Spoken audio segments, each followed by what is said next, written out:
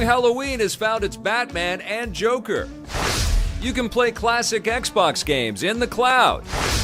And PlayStation has some cool games in store for Plus users. All that and the latest and everything cool today in The Rundown. Hey, welcome to The Rundown, everybody. I hope you are all doing great out there.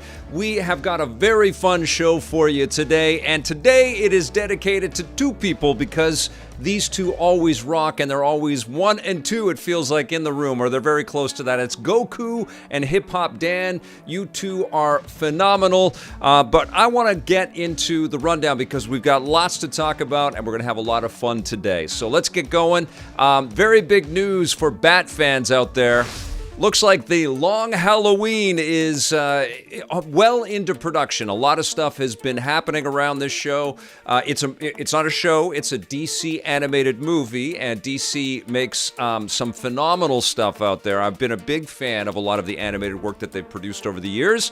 Jensen Ackles is going to be playing Batman for the very first time. He is not new to the DC animated universe, and of course he's leading a big cast for these two movies. It's part 1, part 2. I don't think it's going to be more than part 2, but it is a very big story based on a Jeff Loeb and Tim Sale comic book that was 13 issues. I remember reading that back in the day. I don't remember all of the details, but it was a lot of fun. Very, very cool book, and it was about the early days of Batman. So we were kind of seeing an inexperienced world's greatest detective, or a detective that was on his way to becoming the world's greatest detective. And all kinds of great cast members or characters are in this. You see Two-Face, but the Riddler is in there, Scarecrow is in there, and Calendar Man actually has a pretty important position in here. And also, Catwoman is in here, Selena Kyle. And tragically, this is being portrayed by the late Naya Rivera, who used to be a cast member on Glee. She passed away last year. I don't know if you guys remember in the news, but she was out with her son, and her son, I think, survived, and she didn't survive. But her work, I guess, had already been recorded for the show. But we're going to see a lot of cool people in this show. We've got Titus Welliver, David Dastmalchian, I butchered his name, as Calendar Man, and Troy Baker is also going to be in there as the Joker. I am fired up for this. I love this comic series, and I'm also a huge fan of the DC animated work out there. Have a feeling they're going to knock it out of the park with this one. I think it's going to be available later on this year, at least part 1 of this, and count me in. I am psyched for this one. All right, we've got some very good news if you happen to be an Xbox fan on the go. Earlier today, Xbox shot me out a press release about some backwards compatibility efforts to bring classic games through Game Pass to xCloud. xCloud is their games on demand service where you can play on Android tablets and stuff, and they're expanding. They're going to go into iOS, but there's going to be a lot of different devices that will allow you to use xCloud. A lot of big games on this list, including Banjo-Kazooie and Banjo-Tooie, Fable 2, games that I think helped to define the Xbox brand. I was really happy to see Cameo was included in that list. I always think about Cameo because it came out with the launch of the Xbox 360, and I played it, but I didn't get completely captivated and lost by it. It's always one that I want to go back to. A lot of Rare stuff in there, and actually Craig Duncan, who heads up Rare, was quite effusive about this initiative, especially because it sort of helps to keep Banjo-Kazooie alive. Perfect Dark is included in this list, and this is really just the beginning. I think this is the idea with what Xbox is doing here, right? It's you have an account, you have access to these games wherever you might have a fast enough internet connection. I think we're going to be seeing xCloud appear on a lot of devices, not just the phones and the tablets and stuff that's kind of shown off right now. I don't know if you follow a bunch of people on Twitter that are affiliated with Xbox, like Ken Lobb, for example. But there's a lot of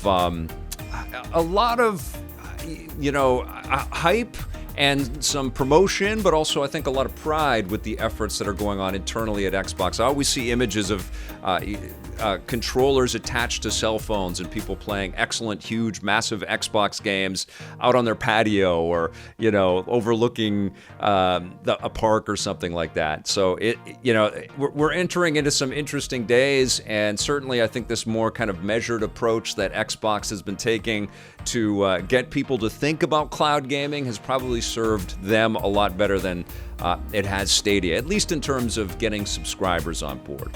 Who knows, man? They might be using Stadia tech down the road. The road is long. The paths are curvy.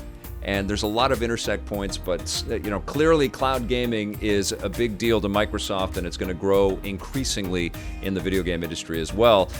Somebody that's also dabbling in cloud gaming, but has their own approach to bringing people into their club is PlayStation. Now, we have got word that a lot of the big PlayStation Plus titles that are going to be coming out next month are pretty impressive.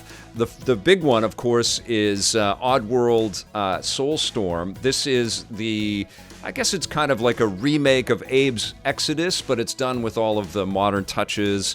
I think Lorne Lanning likes to say this is like a 2.9D experience, like it's so close to being a full 3D experience with beautiful cut sequences and lots of great action.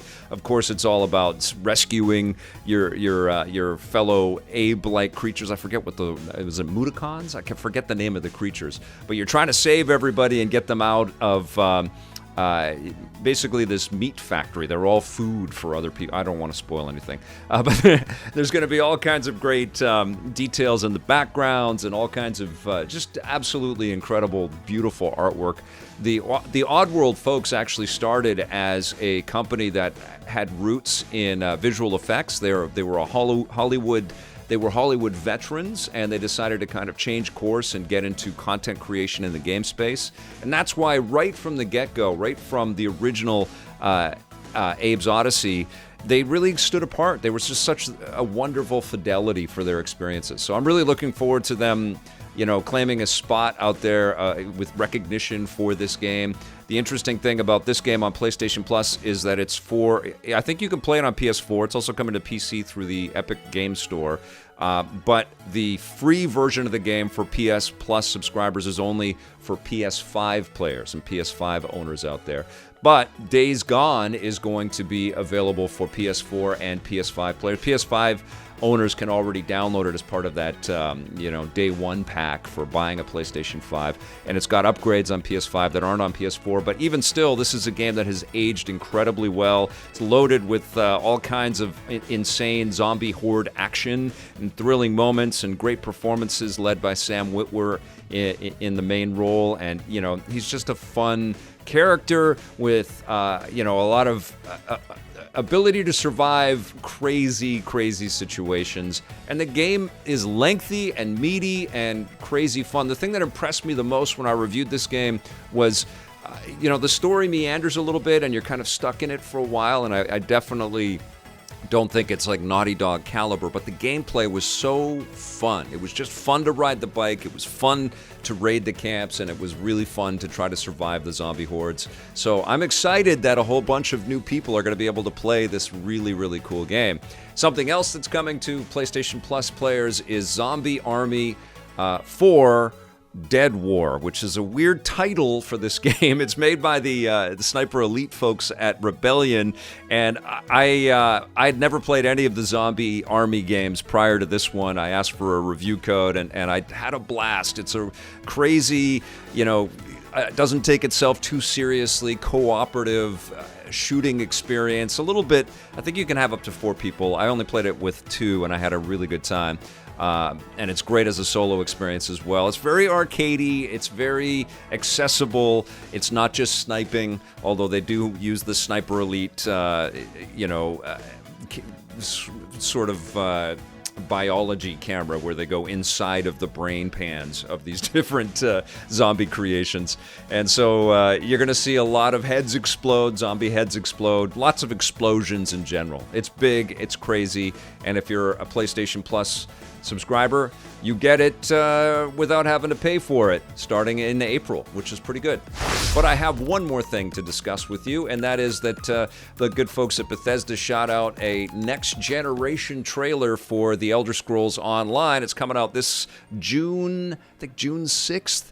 And they did a comparative kind of analysis of how it's going to run in next gen. It used to run at 30 frames per second on consoles. Now on the Xbox Series X and the PlayStation 5, the game's going to run at 60 frames per second, and it's going to have native 4K. There's going to be an increased draw distance. There's fidelity and performance modes. I'm looking forward to the day when we're not going to have to make the choice, aren't you? Where we can just have fidelity and performance on game consoles.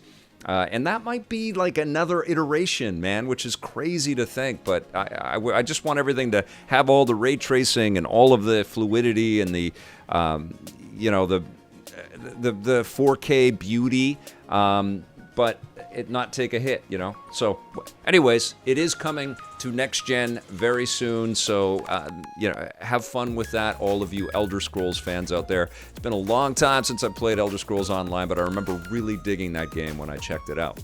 All right, you guys, that's going to do it for the rundown today. I'll be back again tomorrow with a fresh episode for you. Thank you all so much for watching.